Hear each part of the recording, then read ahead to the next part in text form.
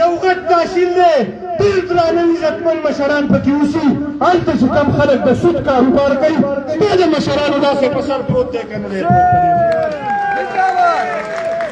عزتمندو که په خبرو رالو او په مسلو رالو نو دلته زما ترونه ناست دي اوس به طاهر محمود راوایي چې تا ولې دا خبرې وکړې خانزاده ملک به وایي چې تا دا خبرې ولې وکړې ظاهرشاه خان به قارېږي خبرې نه کوم خو دا درته وایم چې نن پاکستان پیپلز پارټۍ په دې رپر کې دا پوزیشن اعلان وکړو موږ به ټیک ټاک د نن نه دا پوزیشن رول ادا کوو چې کم کس غلط کار کوي کم کس غلط معاملات کوي نو پاکستان پیپلز پارټي به خلاف ولاړ دي که نه به یې ولاړ د دې سټیج په وساطت د دې مشرانو په وساطت دا خبره هم کومه زه خپلو افسرانو صاحبانو ته وایم موږ ستاسو ډېر قدر کوو تاسو مېلمانه ډېر زیات عزت هم کوو خو د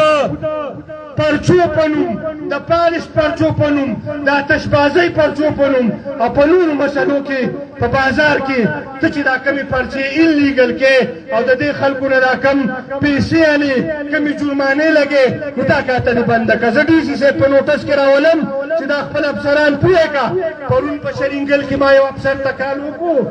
ما یو کس آتشبازي کړله په واده کې او ته دې جرمانه واله نو هغه سي صاحب ما ته وایي ما به 50,000 روپۍ جرمانه ایښې ده د 2 لکو روپو آتشبازي کړله نو 50,000 روپۍ به ماله راکوي نو زه درته وایم چې لږ ځان ته سړي اوبه واچوئ شي صاحب دا ډیر دی موږ به غلي شو خو چې کله دا قوم راپاڅېد او خبره وکړه نو بیا به دې د ناستې ځای وی په دې ډیر کې دا درته عزتمندو زه ډسټرکټ پولیس افسر صاحب ته درخواست کوم ریکویسټ ورته کوم د دې قوم په وساطت زمونږ په کلي کې د آی سی او پرمار جوړ دی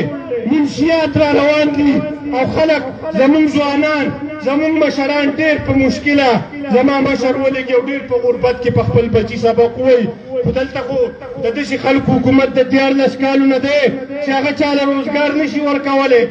ترقیاتي کار نشي راوړی نو زمونږ ځوانان ډېر لاړه سعودي ته او دوبۍ ته مزدورۍ له د دومره اعلی تعلیمونو دپاره او څه دلته پاتې شو نو چې هسه پاتې شو نو دا خلک منشیات راوړي او دې خلکو ته اړې راړې نو زما ډسټرکټ پولیس افسر صاحب ته درخواست دی زما ډپټي کمشنر صاحب ته درخواست دی چې په دې باندې ټیک ټاک سټینډ واله او دا د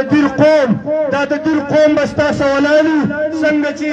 مخکې ورځو کې مسله راله او زمونږ د دیر پولیس تاسو سره څنګ په څنګ ودرېده خپل ځان ته ونه